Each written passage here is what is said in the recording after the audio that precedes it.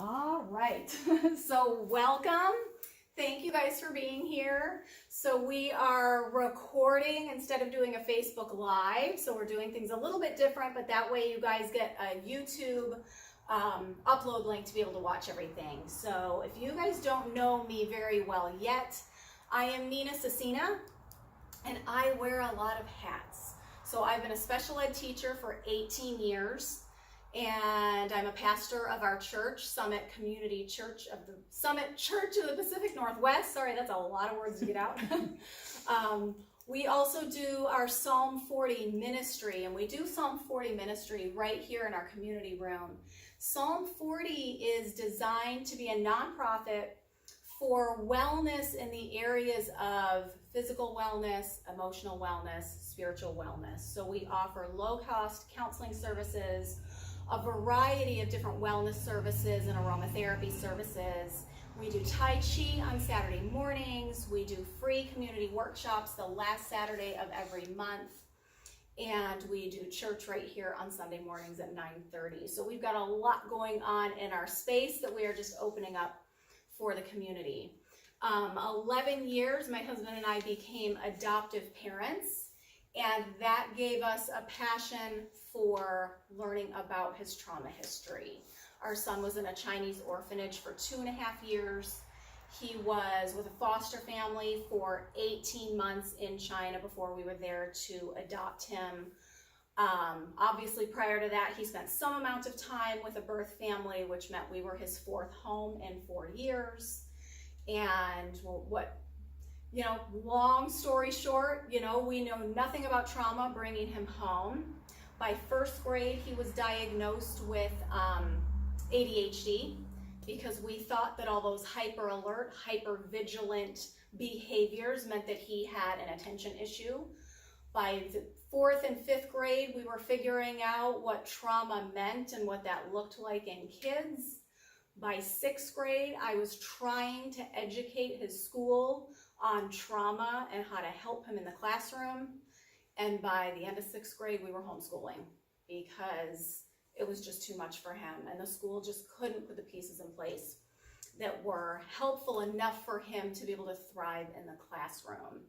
And so I went from being special ed teacher to homeschool parent of a child with learning disabilities due to trauma, and what does that look like in life. And so we really became relentless researchers on the topic of childhood developmental trauma.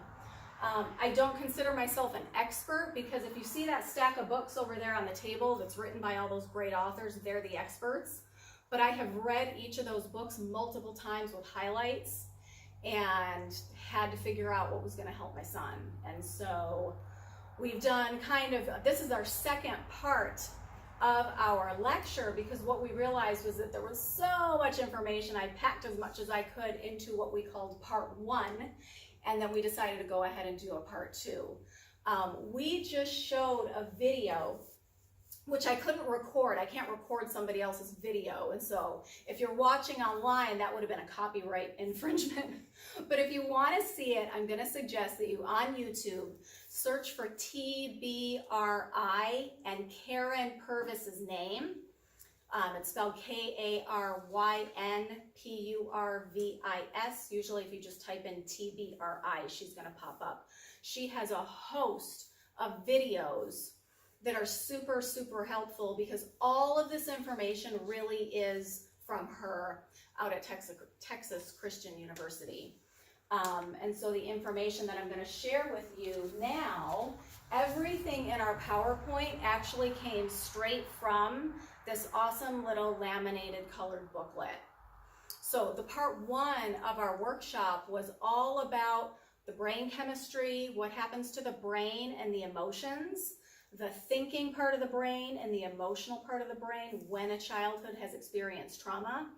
Our second part of our conference, of our seminar, is going to be what do we do and what are some techniques when our kiddos really have those behaviors that are displaying those difficult behaviors. So what are some tools and some techniques that we can use that are going to be helpful to diffuse the situation and kind of get the kids back online?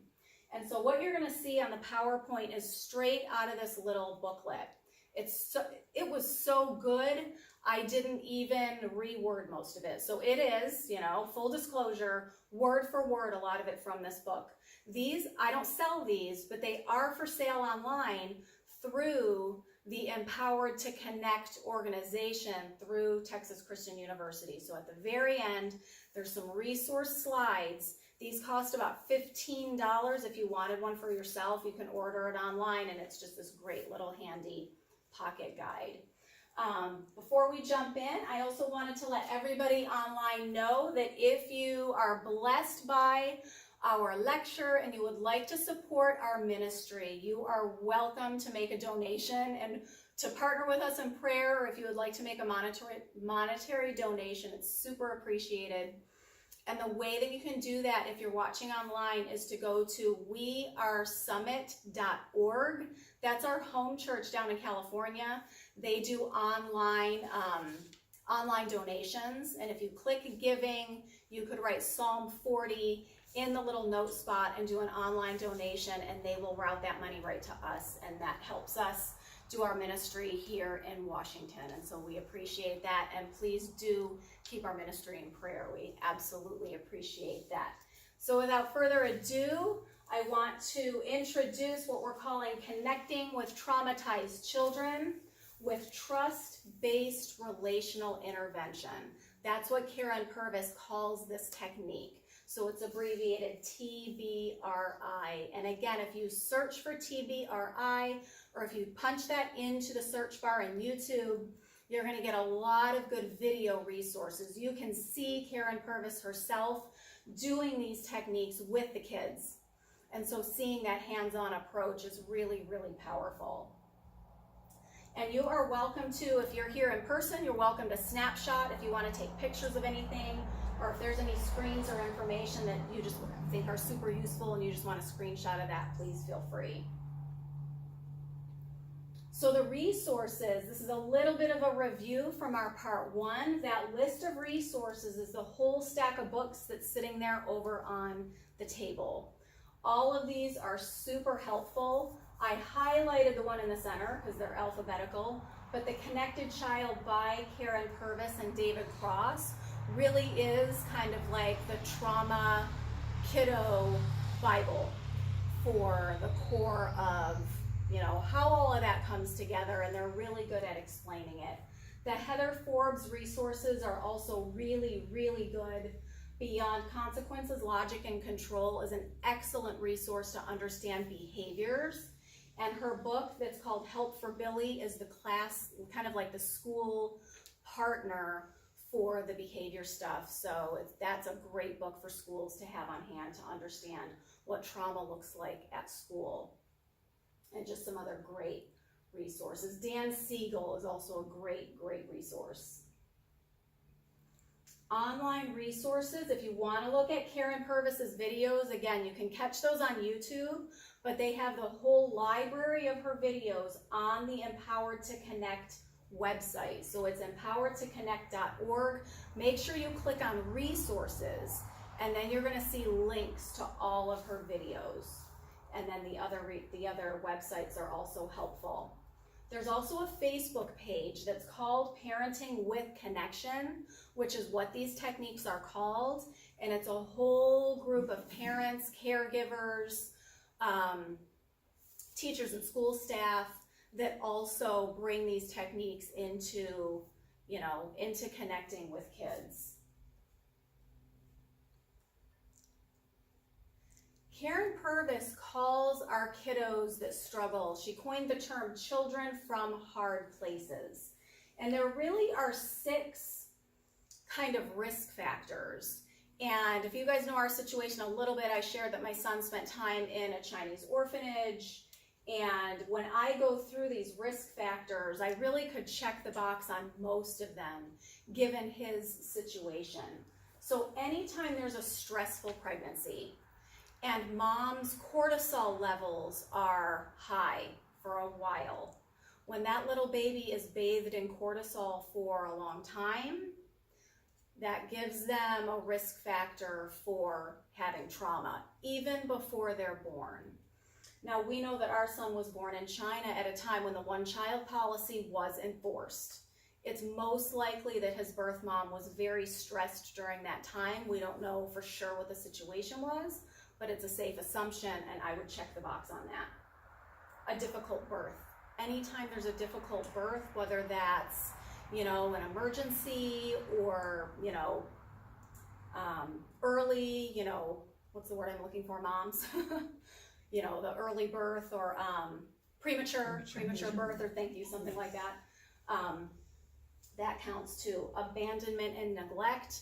My son was left on a stoop so that someone could find him and take him to the orphanage. That's very typical in China because they don't have a safe surrender law.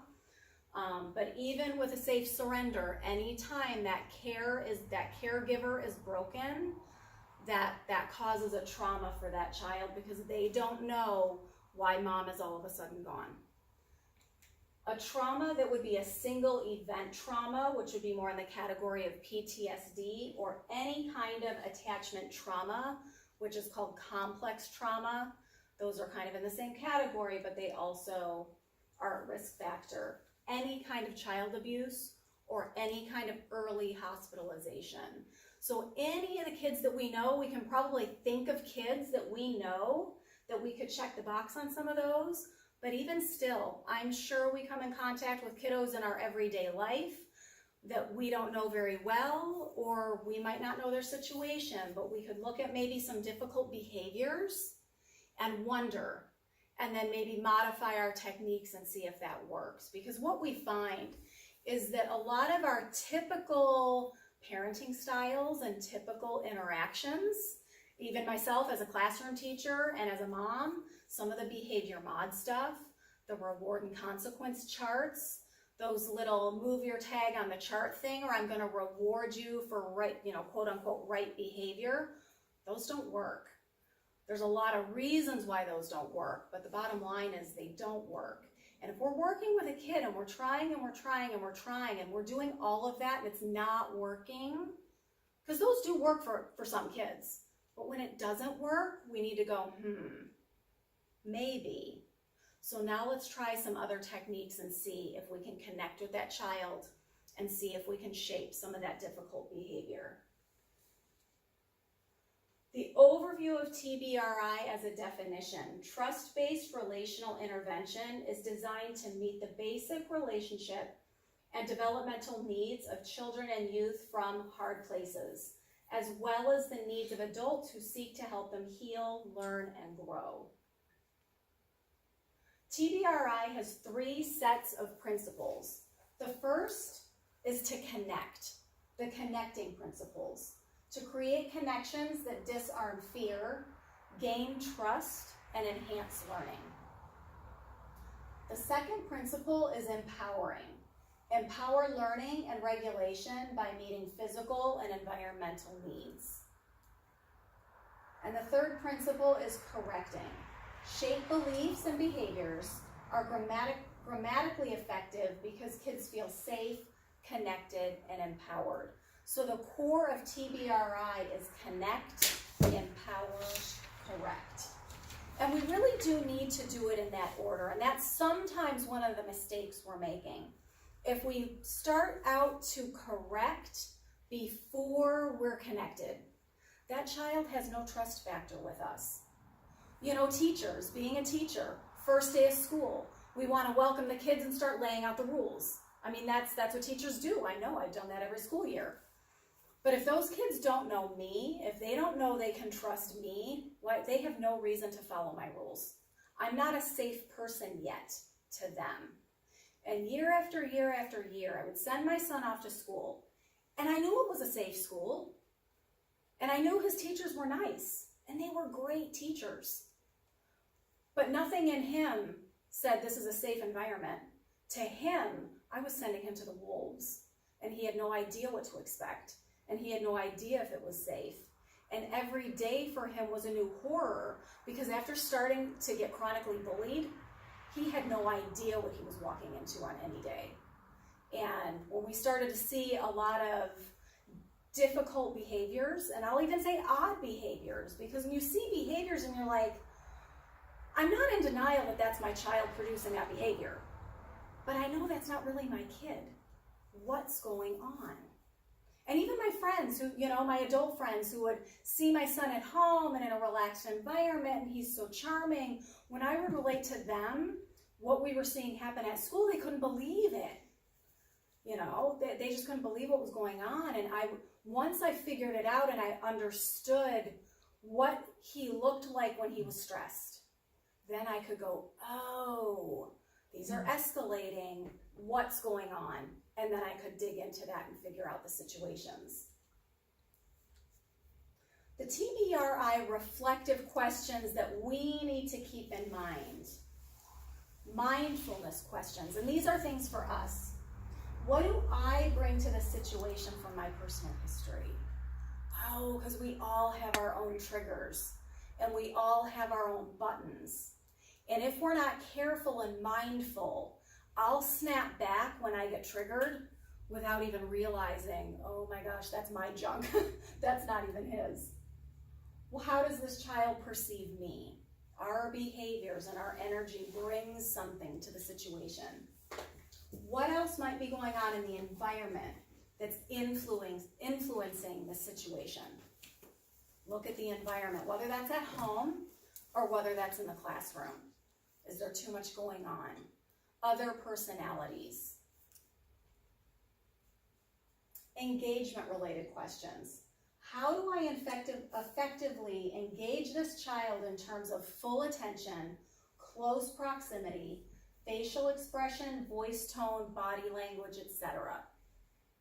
Am I matching with body language, position, and voice? Even just the body stance of standing up when little 2 or 3-year-old is this big. Oh, that's scary. I'm big and I'm looking, I'm overpowering. Even doing something simple like getting down on their level and looking at them eye to eye and just holding their hands and speaking in a calm voice. Some of those things, just doing that in the beginning, will diffuse a little bit of that fear that little one might be feeling that would escalate. And if we can diffuse that early on, whatever the situation is going to go much smoother. Physiological questions. Have I met this child's physical needs so that he can learn at his highest level? Whether that's physical comfort, whether that's food or drink. In the past 2 hours, has the child had water, food, and a sensory activity? And the physical studies show that kids with trauma metabolize things differently, and they do need snacks more often, whether that's water or a little bit of food, and having things available to them. Sometimes that requires us to modify things at home. Sometimes in the school setting too, we might need to modify things at school, or whether that's, in our church setting or in the after school club or wherever our kids are. Having those things available to them can make a huge difference. I mean, we can all joke about being hangry because we know how we feel when we're exhausted and hungry. Now put those big feelings on a little one that doesn't know how to handle those feelings, and that meltdown could just mean he needs a snack and a drink and maybe to run around. I know even just from being a teacher, kiddos sit way too long in the classroom. Sometimes they just need to move. And so just taking little breaks like that can help. Environmental questions. Is the environment conducive to optimizing learning and behavior? If you put my son in a room of 30 other people, no matter what he's expected to learn, he's probably not going to. It's just not the right environment. When I figured that out, that his best learning takes place one-on-one, because really it was all about connection because of that trauma history, he needed that one-on-one connected relationship to be able to take in information. The classroom environment was just way too overwhelming for him. Is the environment over or under stimulating?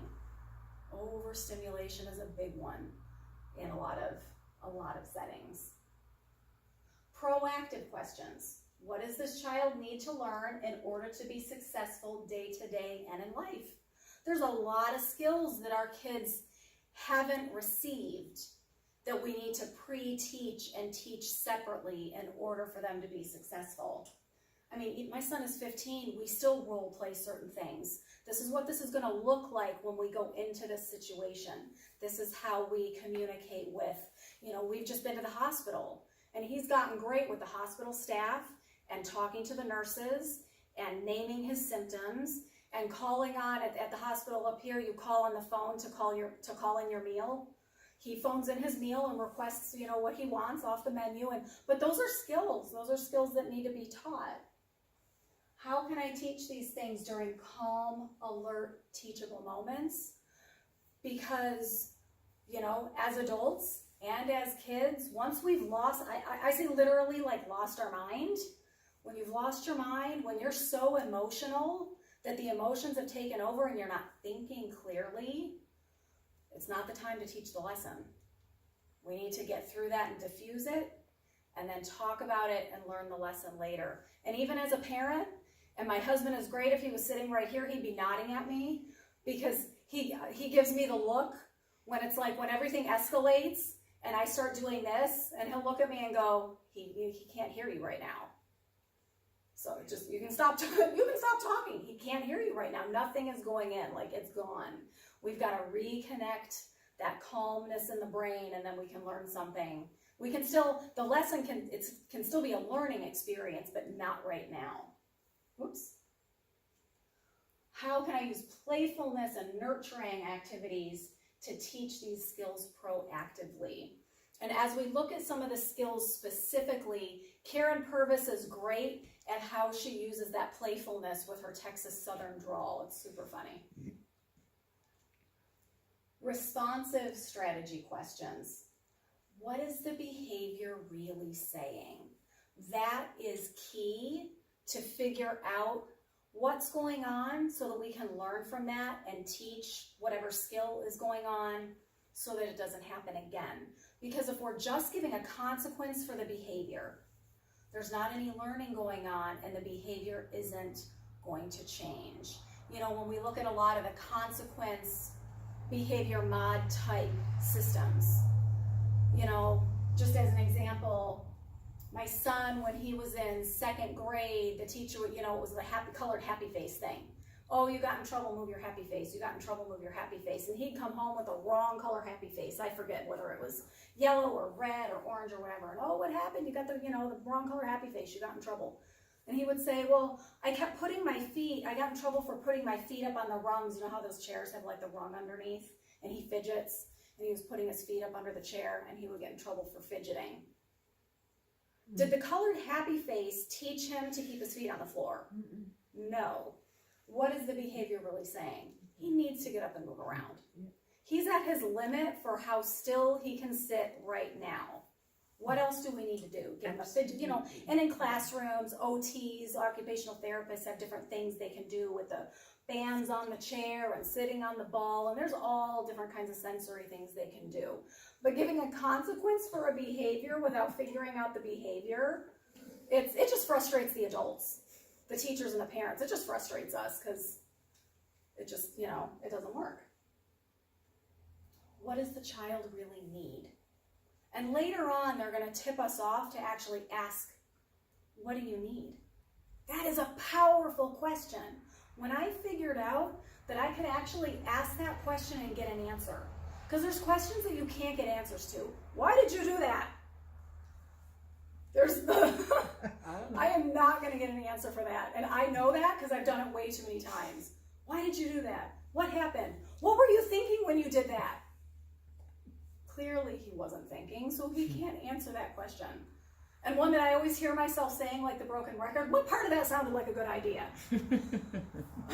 Again, I'm wasting my breath because there's no answer to the question. But this question, when I've asked my son, what do you need right now? Yes. What do you need? Sometimes it's a snack or water. Yep. A lot of times, because we homeschool, if we're working on an activity or math or something that's hard, and I can see him getting upset, and when we get upset, we think less. So now it's even harder, because now he's upset, so he can't think to complete the task. What do you need right now? I need to take a break. I need to get up and walk around. I need to just, can I do something else for a while and then I'll come back to this? He just answered the question. He told me exactly what he needs. Yes, we can do that. Let's, your brain got stuck. Let's get unstuck by doing something else, and we'll come back to this. So hang on to that question. What level of response is needed here? Later on, there's going to be 4 levels. And how do we respond at what level? A level 1 is just kind of like a little mini problem. When we get up to level 4, we're talking this is a dangerous situation. So what level of a response do we need? Because if the situation really is at a level 1, I don't need to come in with a level 4 response. We need to just keep it in alignment. Am I using the ideal response? Ideal stands for something that we're gonna learn. How quickly can I get this child back on the train and moving with me? So let's keep this moving. Let's do what we need to do. Let's connect and get that kiddo, whether that's back in the classroom or back on task or just back in a calm emotional state.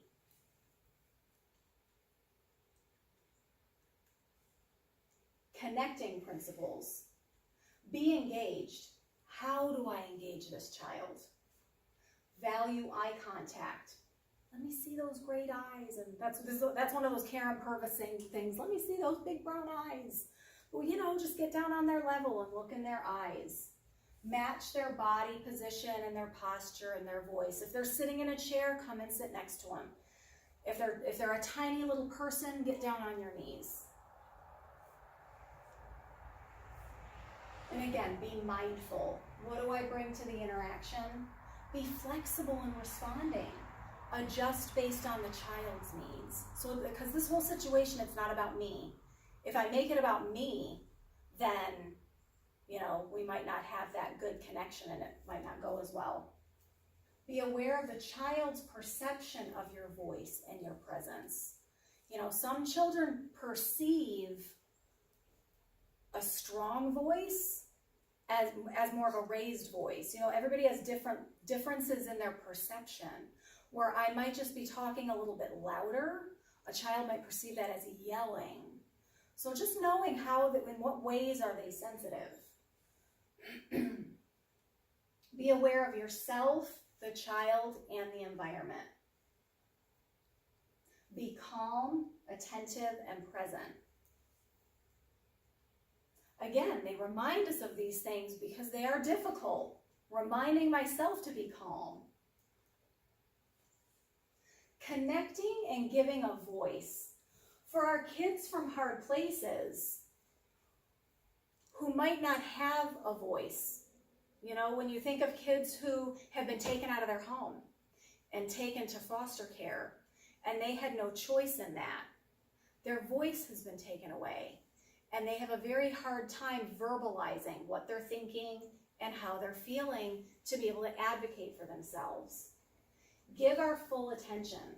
A child needs to be heard and valued when an adult gives full attention and eye contact, even if that's briefly. Offering choices. When possible, offer choices about activities during the day. This greatly enhances trust. So it's not just us telling what you're going to do, telling what you're going to do, telling what you're going to do.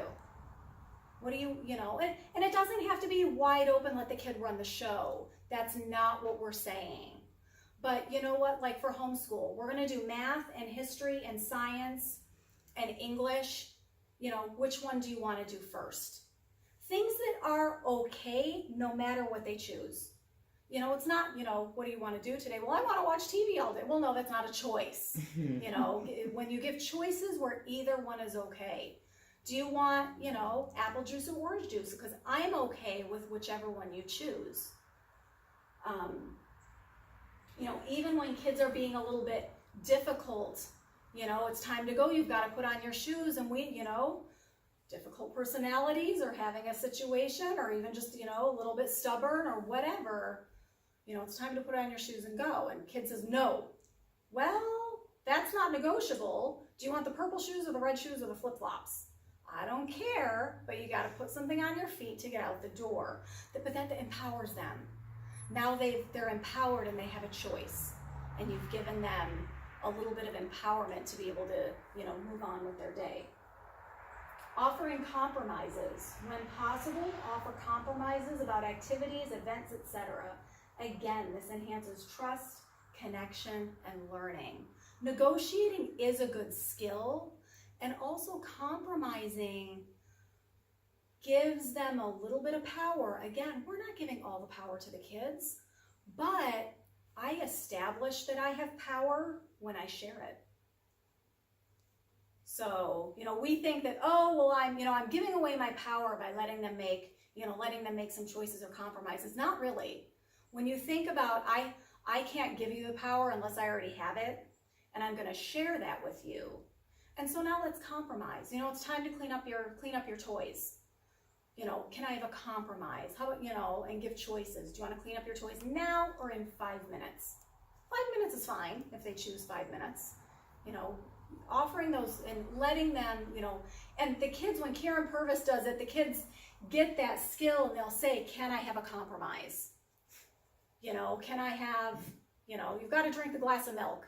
Can I have, you know, can I drink half now and half after dinner? Okay, fine. Because the end goal is the milk got drank. And so we can negotiate a little bit in there, because if I come into it with, it's my way or the highway, and you're going to do this because I said so, we are going to power struggle, and then it's not going to go well. And then we're going to be talking about what level are we going to get to when things escalate. And if we do some of this, we can not sometimes avert, you know, those escalations. Sharing the power. So allowing the children to help make some decisions is sharing the power, which reinforces the adult's authority and enhances that connection and trust. The kids understand that we're not just going to make them and make them and make them. They're partners with us in whatever's going on.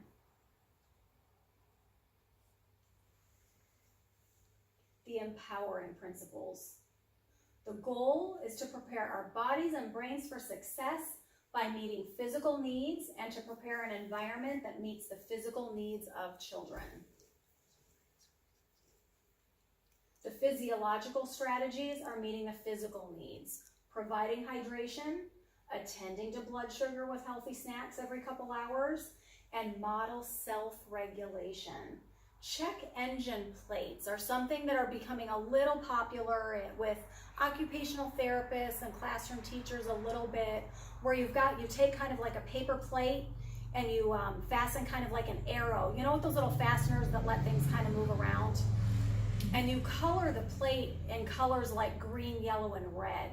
And you can kind of check in with the kiddo and say, how are you feeling? You know, green is like, all is good, everything's cool. Yellow is like, I'm starting to, you know, get anxious or have feeling, you know, like whatever's not going good. Red is, oh my gosh, I really need some help. And it's a way for adults to check in with kids and go, you know, check your engine. How is your engine running? You know, and everything's cool, or I'm getting kind of upset. And it gives you kind of that connection to go, you know, what's the issue? What can I help you with? Whether that's an issue with a peer on the playground, or, you know, kiddo came from home that morning and had a situation with family, you know, whatever could have happened. Environmental strategies, modifying the environment to help the child. Using daily rituals that are predictable and having routines. My son thrives when he knows what to expect. When the day is wide open, or any situation is wide open and they have no idea, that really triggers the trauma for just fear. I have no idea what's going to happen. I have no idea what I'm walking into. If I know what to expect, I feel more comfortable. And even now, my son is 15 and he'll go, what are we doing today? You know, and he's okay if that changes. He's okay with being flexible, but he needs to know what to expect. When is our school day going to be done? What activities might we be doing later this afternoon? It was funny because in the hospital, he was even joking. He's like, I almost asked you what we're doing today. And he looks around and we're like, yeah, lay in bed, do your walking, do your thing. You know, whatever the nurses want you to do is what you're doing today. So we actually kind of made a joke about it because he knows he does that. Aww. Create predictability with transitions, you know, whether that's kids at home and we need to give them that 5-minute warning. In 5 minutes, we're going to have to go do something else. And, you know, after this TV show is done or after this game is finished, it's going to be time. Again, those quick transitions where it comes up with it's unexpected, you know, fully expected to me. I know I'm going to tell him when the show is going to done. We have to, you know, we're going to have to leave. But if he doesn't know that, to him, that's completely unexpected. And now it's a situation. Developing awareness about levels of sensory input. And, you know, some kids need a lot of sensory input and they need to move around a lot. Some kids have aversions to sensory input. Some kids are bothered by bright lights or fluorescent lights or loud sounds or weird smells. Knowing the kids will help us shape that environment so that they can be comfortable. Empowering principles for self-regulating. And this is going to be a whole bunch of techniques on how we can help our kiddos and ourselves just kind of calm when we can tell that they're starting to get a little upset. And these work for us too. So that's why I'm going like, not just them, this is for us. Deep breathing. Oxygenate the body and brain. That helps us think more clearly and make better choices, because when all that oxygen gets to the brain, that's good. We do Tai Chi on Saturday mornings and we do 15 minutes of breathing exercises, and we inhale and we exhale. And after a few minutes of that, everybody feels nice and cool like cucumbers. And we can do that with kids too, and it's so easy. And we can do it at home, or we can do it at school, or we can do it at church. We can do it wherever, where it's like, hey, you know, because when we know the kids and we're kind of watching them and we're going like, you know, oh, hey, come on over. Let's do this little breathing thing, and you can make it fun. Magic mustache. We have a pressure point right between our nose and our upper lip, where if you take your finger and you put it across like a mustache and you apply just a tiny bit of pressure, that's actually a pressure point for calming. And we can do that with the kids. Hey, everybody, let's put on our magic mustache. And then maybe even combine that with some deep breathing. I like that. Yeah, isn't it? And it's so easy. Blowing your soup. This is kind of like a trick for deep breathing.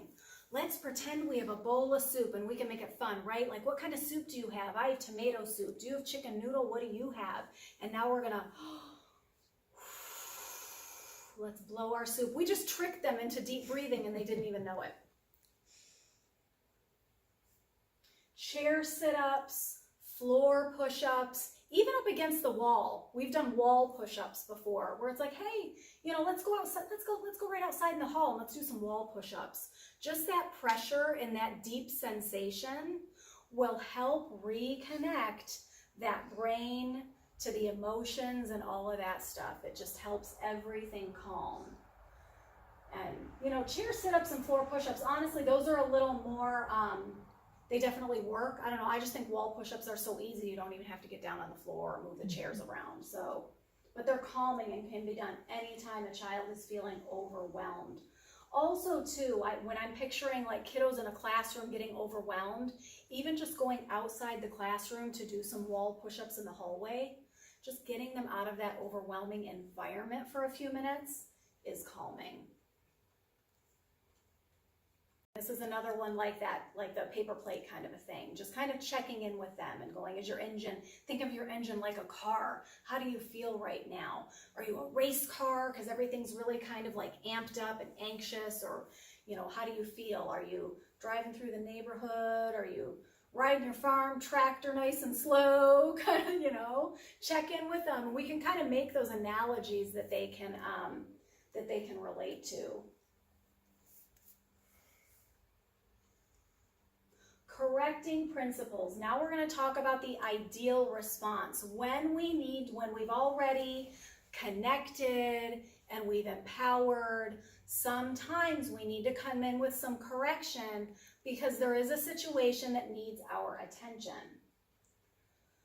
It needs to be immediate. We need to respond immediately because Having that child wait so that we can deal with it later, it's going to disconnect for that child, and they might not even remember or understand how that comes together. You know, as parents, we're busy and we might need to finish a thing and then go, you know, hey, remember, you know, it might be lunchtime. Remember at breakfast when that thing happened? That really wasn't okay, and now, you know, we need to deal with it. That's too disconnected for them. You know, when we tell kiddos at school, you know, whatever happened in the morning and now you're going to miss recess. They don't even, by the time recess comes, they don't even know why they're missing recess. The teachers do, because we're good at keeping lists, but for the kids, it's useless. And so did that work? Does it fix the behavior so they don't do it next time? No. So I stands for immediate. D is direct. Engage directly with eyes, proximity, and touch when possible. You know, if that's, you know, can I hold your hands, or can I put my hand on your shoulder, or at least get down on your level and eye to eye? I'm going to give you my attention. Efficient. Playfulness when possible. Minimum level response. Hey, if we can get you back on that track by just kind of like joking around and going, hey buddy, what happened? What's up? Hey, oh, you know, let's, you know, sometimes just a little bit of humor will diffuse the situation. Action-based. Give a chance for a redo. Redos are really powerful, and that's another huge tool for the toolbox, because it gives them a chance to learn how to do it the right way, and you learn the body memory for the good stuff. You know, it's all that neurology, that neural pathway. When you do something, I'm not just going to tell you, you need to do that different next time.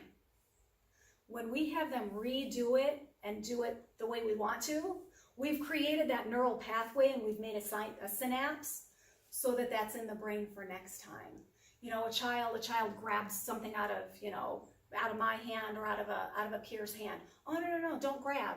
Wait, let's redo that. Hey, okay, let's give it back to him. Okay, now here's the right way to do that. Hey, can I have that marker? Oh, okay. And we use the appropriate language and we pass the marker appropriately. We've taught and we've created a neural connection so that that child will remember it. If I just say don't grab things from your friend and I give them a consequence or a punishment, they didn't learn anything, and they didn't make a neurological connection to do it the way we want next time. L stands for leveled at the behavior, not the child. Make it clear that you are their advocate. This is kind of one of those hate the sin but love the sinner lessons. We need to portray to our kiddos that we love them unconditionally, even if their behavior showed they were struggling. There's no shame in that. And so giving them that respect. So we're going to level our response at the behavior without shaming the child. And so when we talk about levels, we're going to start talking about level 1, 2, 3, and 4, and what that looks like and exactly what we're going to do. So the ideal response is keep the child on the train and keep the train moving. We're going to join them. We're going to walk alongside in this situation until they're ready to go back into, you know, their home or their friends or their classroom or whatever. Solve behavior challenges quickly and effectively without breaking the connection between the caregiver and the child. Most behavior is driven by unmet needs. And that's huge, because when we're looking at the behavior and the underlying where did the behavior come from, it's not because the child is just, you know, all the labels that we put on kids when we see those behaviors. I know, because I'm really good at labeling them, and we say they're disobedient, they're disrespectful. We might call them, you know, the BRAT word, or, you know, all those labels that we put on that. That behavior isn't because that child is choosing to be rude or disrespectful. There's an unmet need. And again, the power question, what do you need? We might get a glimpse into that. So for the ideal response, we're going to ask the following questions. What is the behavior really saying? What does the child really need? How can I teach the child to get their needs met? How can I teach the skill at a calmer time? It is disarming to ask a disruptive child questions like, can you tell me what you need? How can I help you get you what you need? It's completely disarming. There's no conflict in that. We're just asking. And when we've built trust and we've built a rapport and the child trusts that if they tell me what they need, I'm going to do my best to get that for them. If they know I will bring you the glass of water, I will bring you the snack, I will walk around with you outside because you can't do this right now.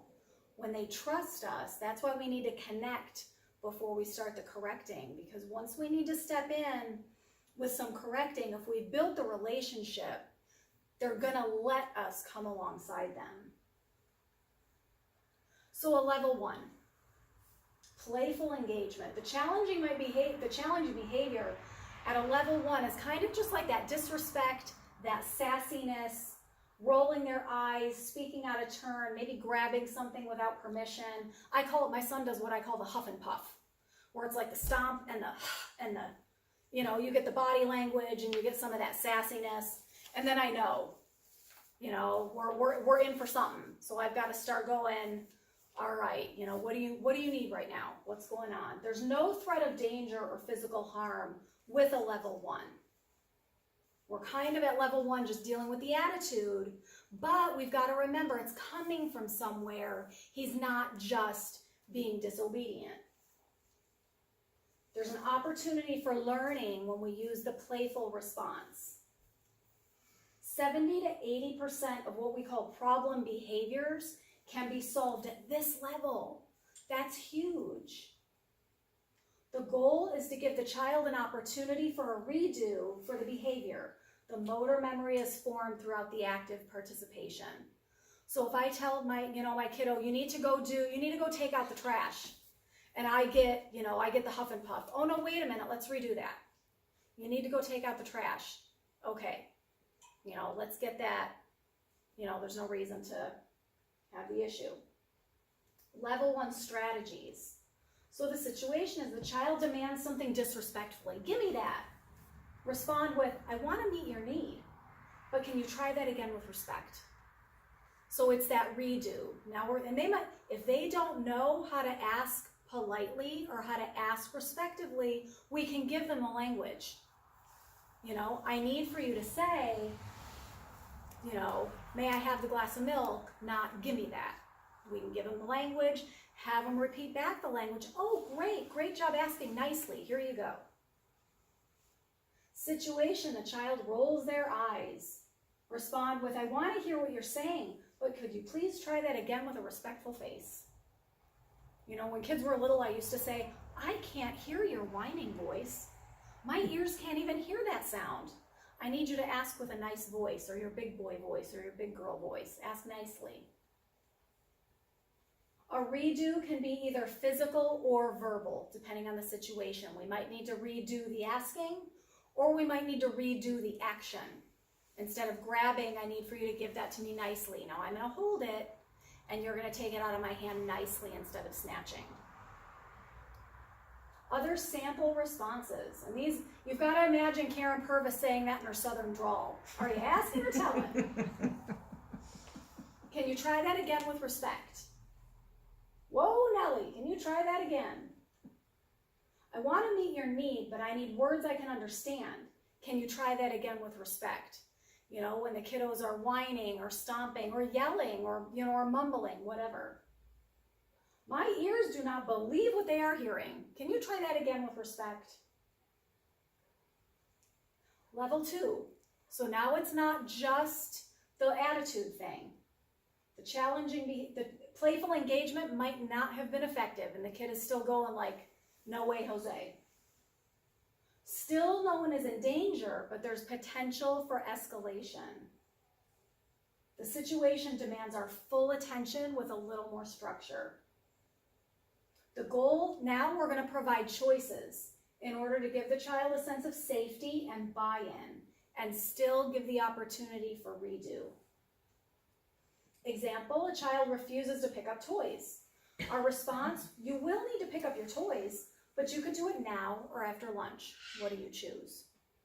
And so if we can get them to buy in and make a choice, now they're no longer saying no. If they make a choice, I'm happy with that.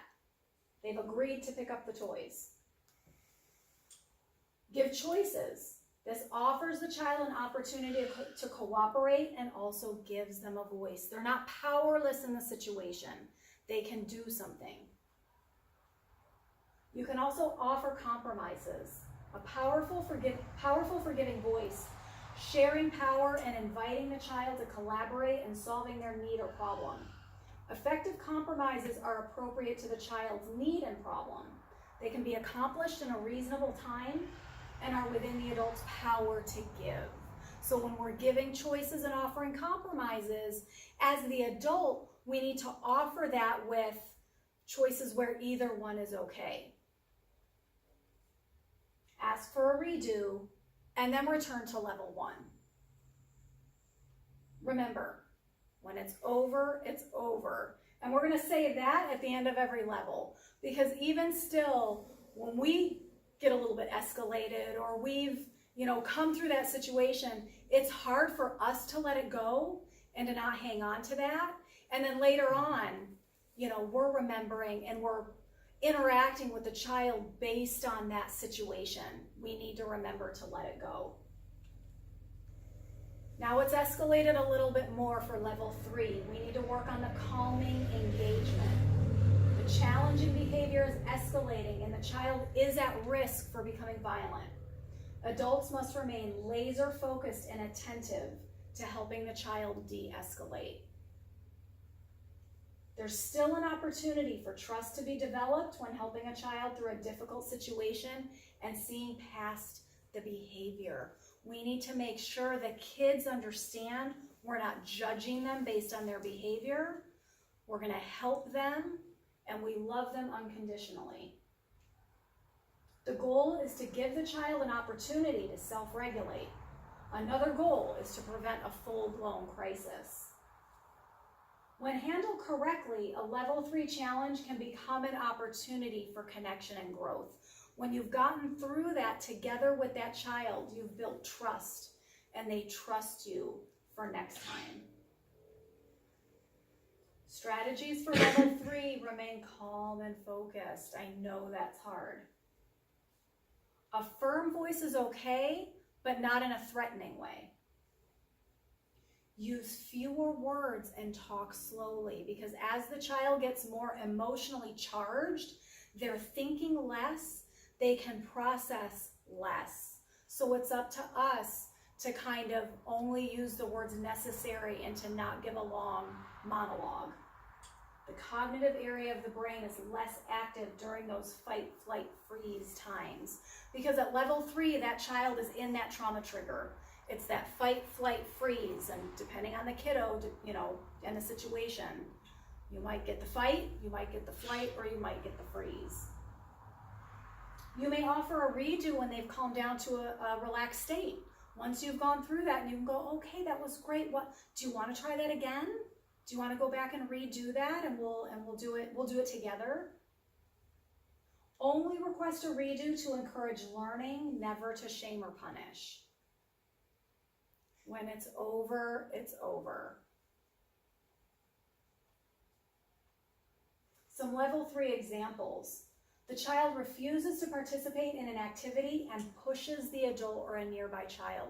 Now it's gotten physical. Respond with child's name. You're having trouble regulating right now. Would you sit over here next to me and think about what you did wrong and how you could do it better? When you're ready to talk, just say ready, and I'll come and we can figure it out together. This is called a time in as opposed to a time out. That's another big shift with connected response and TBRI. A lot of us, when we parent, and even in schools and stuff like that, we do time outs where we need to remove the child from the situation. The problem with that is our trauma kiddos, a lot of them have been abandoned. they've been rejected, no matter what the situation is. If they perceive that as an abandonment and a rejection, you've broken that connection instead of enhanced it. And the best way to fix that is do a time in. So instead of you go over there, it's you come over here. And so a time in doesn't mean you're not dealing with the behavior. A time in just means clearly you're having trouble. You need to come right here close to me, because you being over there isn't really helping you right now. So you come over here, and that might even be, that's not to say you're going to get right in their face even just yet.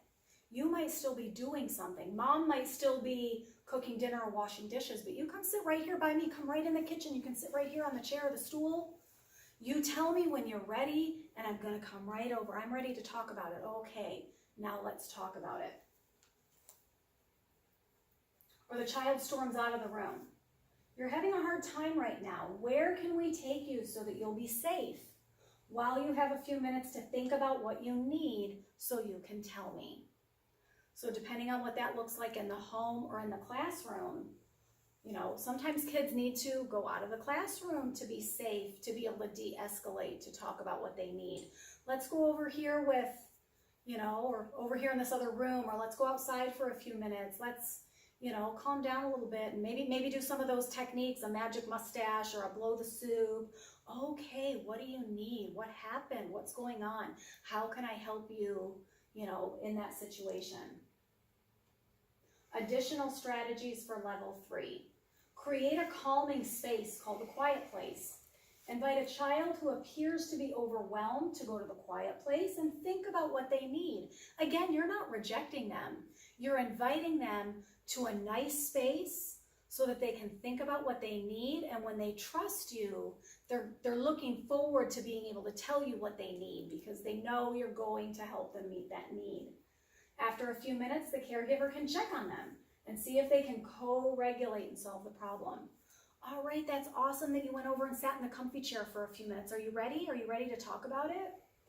I had a coworker when we were teaching, another special ed teacher that taught next door to me, that had this space in the room with stuffed animals and books and beanbag chairs, and she would have the kids, you know, there was a little kiddo that really struggled at the time. We didn't know much about trauma, didn't know really what that was for this little boy. And he would go and play with stuffed animals and calm himself down, and we kind of looked at her and didn't quite really understand why she was doing what she was doing. And when I learned all of this, I went, oh my gosh, she's a genius. She was doing all of this and we didn't even know. We didn't even know, you know, she didn't know this, but everything in her understood what that child needed. And she really had it down even before, you know, before her time. Have an adult take a brief walk with the child to help them calm. The bilateral movement helps the brain organize. Walking, sometimes for kids that's tapping. EMDR therapy, if you've ever heard of that, it's bilateral stimulation. That helps the brain organize stuff. But the best way to do that is just walking, you know, in a classroom, or even when you're in a group of kids, having another adult available to just be able to go, hey, can you take Johnny outside and just walk around with him for a few minutes? Sometimes that's all Johnny needs. Because you know during that time they're connecting with the adult. Probably they're going to have a nice little conversation, and when they come back, you know, it looks like all they did was walk around the playground for a couple of laps, but it worked. My son loved Mexican folklorico dancing, and that's that Mexican dancing where they do like the stomping with the nails in the shoes, and I'm sure he loved stomping dancing, and I'm sure it was the bilateral stimulation that he liked. That's what he was getting out of that. Was that hard, like sensory information, and he loved that kind of dancing. Sensory tables with buckets of beans, rice, etc., where the child can, again, self-regulate. When kids need that tactile stuff, that can be really calming. Have you ever put your hands in a bucket of dry rice to just feel what that feels like, or dried black beans or kidney beans? Take a bucket of rice and put some paper clips in it, and have the kids find the paper clips. and they're just doing, they're feeling all of that, and it's just calming. Go find 5 paper clips and then come back and we'll talk about whatever happened, in the situation. A sensory area, same kind of thing, sit in a beanbag chair. Weighted blankets can be very calming. Some kids like that deep pressure. With our own kids, we might give them a nice big bear hug. With other people's kids, we might not be at liberty to do things like that. But a weighted blanket, which are becoming more readily available for purchase, just that weight on them gives them that sensory input because it feels like a hug, and that can be really calming. Level 4. Now things have escalated and we're dealing with a safety issue. Active threat of danger and physical harm. Protection must be provided for the acting out child or youth as well as the others who are nearby. If you're in a situation with other kiddos, we need to keep everybody safe, including ourselves, other kids, and the child who's struggling. Because it happens. We might do the level 1 and the level 2 and the level 3, and if the child goes into the full-blown meltdown, we need to know what to do. There's still an opportunity for the child to understand that the adult can keep them both safe and that the adult still knows that the behavior is not what defines the child. The goal is to provide safety for all who are involved, including the child. The goal is to demonstrate to the child that their worth was never in question and they're not defined by the episode. When it's done, it's done. Is that going to be the last one? When it's done, it's done. And so there's no, remember that time that when it's done. Some examples. The child becomes physically or verbally threatening and or begins a behavioral meltdown, doing damage to the property or people nearby. It's difficult, but it does happen. We've seen it happen. Our response, first we need to remove either the child or the audience, depending on the kid in the situation. If we can get them to come with us, we do that. Sometimes we can't, and we need to have somebody take the rest of the class or the rest of the kiddos and go somewhere else. It's time to, can you take the kiddos out to the playground, let them play for a little bit? I need to help Johnny, with the situation. If necessary, seek help from an adult who can stay with the other children while you stay with the struggling child. Find a private, quiet space where the child can be kept safe. Remove objects that might become harmful to the child or others. Again, depending on the situation. Is it a classroom and the scissors are in reach? Are there things that the kid is reaching to throw? Your first job might be, so-and-so, can you take the other kids out of the room? And now I'm just moving stuff. I'm clearing the path because there's chairs and there's tables. And remain calm and use few words. Again, the child cannot hear what you're trying to tell them, and they can't reason with you right now. As the child begins to calm, the adult encourages him to breathe with her and continue calming. So again, the calming strategies, if you can get them to breathe or blow the soup or do the mustache, even blowing bubbles. If you have any of those little bubble wands, again, that's deep breathing. Hey, let me grab the bubbles. Let's blow some bubbles because that'll start to calm. That'll start to de-escalate. After the child begins to calm, have them breathe and relax for a good 5 minutes. Just breathing, just relaxing. They might not be ready to talk about it yet. When the child is coherent again, because in those times, it's like we're out of our mind. And I'm not saying that, like as a cliche, but really when your brain, your frontal brain becomes disconnected from that limbic system where those emotions are, and you've completely, Dan Siegel calls it flipping your lid, when your whole thinking brain becomes disconnected, you can't think, there's no reasoning. So when they're coherent again, the adult asks them to sit and talk, looking into the child's eyes, and the adult will ask, can you tell me what you need? Based on the belief that an unmet need or fear drives most aberrations in behavior, this question disarms the child and helps them begin to problem solve with the adult. Now we're partners again, and I'm here and I'm going to help you. Meet any physical needs since the episode may have left them exhausted. I don't know how long the meltdown lasted, but they've been yelling and, whatever those movements are, if they're kicking or throwing or whatever, they might be physically exhausted. So you can start with a drink or a juice or a snack or whatever. When the child has returned to a calm state, you can do the redo if possible.